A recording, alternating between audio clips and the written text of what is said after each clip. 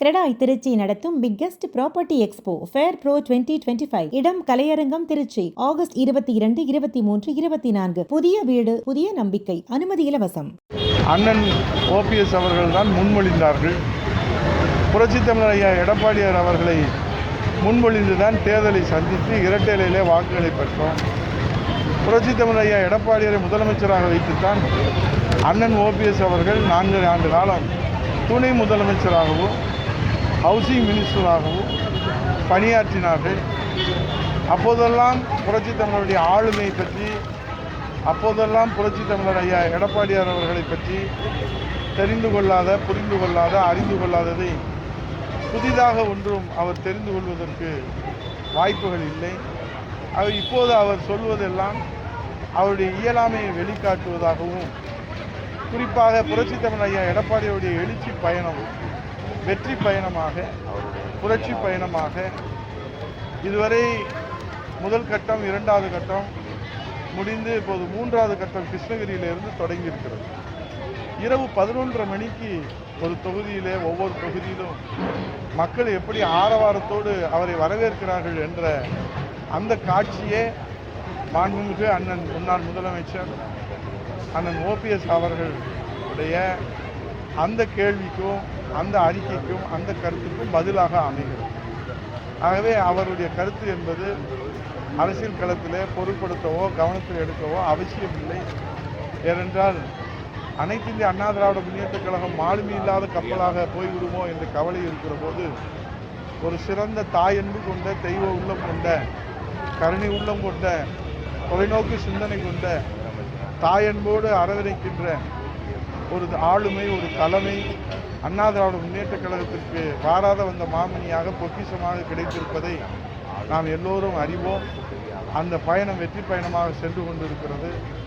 ஆகவே அந்த கப்பலில் இருந்து தவறி போனவர்கள், அண்ணா திராவிட முன்னேற்றக் கழகம் என்ற அந்த மாபெரும் மக்கள் அந்த பயணத்தில், அந்த கப்பலில் இருந்து தவறி போனவர்கள், பாதை மாறி போனவர்கள், தடமுரண்டு போனவர்களுடைய கருத்துக்களை பற்றி நாம் பொருட்படுத்த தேவையில்லை என்பதுதான் என்னுடைய. மதுரை மாநகராட்சியில் 150 கோடிக்கு மேலே ஊழலில் கணவர், மேயருடைய கணவர், அதுதான் நாங்கள்லாம் சொல்கிறோம்.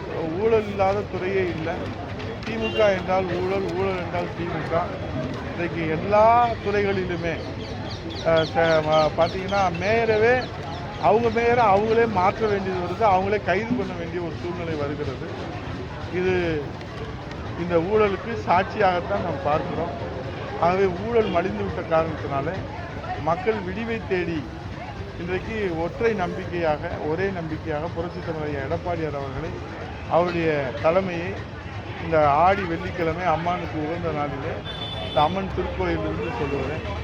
இன்றைக்கு மக்கள் எதிர்பார்க்கிற தலைமை புரட்சித் தமிழர் எடப்பாடியார் அவர்கள் முதலமைச்சராக வந்த பிறகு இதையெல்லாம் சீர் செய்யப்படும் என்று மக்கள் நம்பிக்கையோடு காத்திருக்கிறார். அரசியலில் நிரந்தர எதிரின்றது யாருமே கிடையாது. இலக்கு தேர்தல் அப்படி வெற்றி பண்ணலாம். இருக்கக்கூடிய கருத்து வேறுபாடு கலைஞ்சாதான் இல்லை, எங்கள் தலைமை புரட்சித் தலைவர் எம்ஜிஆர், புரட்சித் தலைவர் அம்மா காட்டிய வழியிலே தான் அண்ணா திராவிட முன்னேற்றக் கழக தொண்டர்கள் பயணிக்க வேண்டும், நிர்வாகிகள் பயணிக்க வேண்டும், வழிகாட்டுகிற தலைமை பயணிக்க வேண்டும் என்பதுதான் அண்ணா திராவிட முன்னேற்றக் கழகத்துடைய சாமானிய அடிப்படை தொண்டனுடைய எதிர்பார்ப்பு. அந்த எதிர்பார்ப்பிலிருந்து நாம் வேறுபட்டு நடந்து அதற்கு நியாயம் கற்பிப்பதற்காக நாம் 2 விளக்கங்களை கொடுப்பது என்பது தொண்டர்களால் ஒருபோதும் ஏற்றுக்கொள்ள முடியாது. ஆகவே அரசியல் பண்பாடு, அரசியல் நாகரிகம், புரட்சித் தலைவருக்கு தெரியாத அரசியல் நாகரிகம், அம்மா அவர்களுக்கு தங்கத்தாரகை தமிழகுலசாமி அம்மா அவர்களுக்கு தெரியாத அரசியல் நாகரிகம் புதிதாக யாரும் கற்றுத்தர வேண்டிய சூழ்நிலையில் அண்ணா திராவிட முன்னேற்றக் கழக தொண்டர்கள் இல்லை.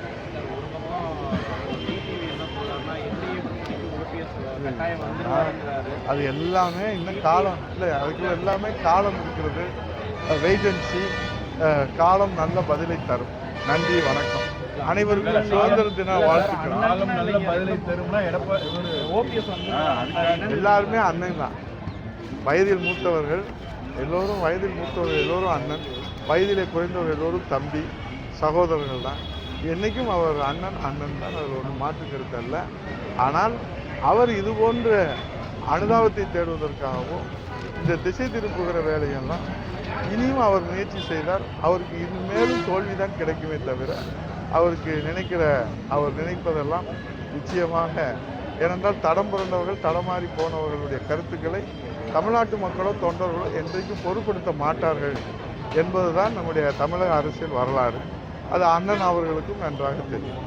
நன்றி, வணக்கம். அனைவருக்கும் சுதந்திர தின நல்வாழ்த்துக்கள்.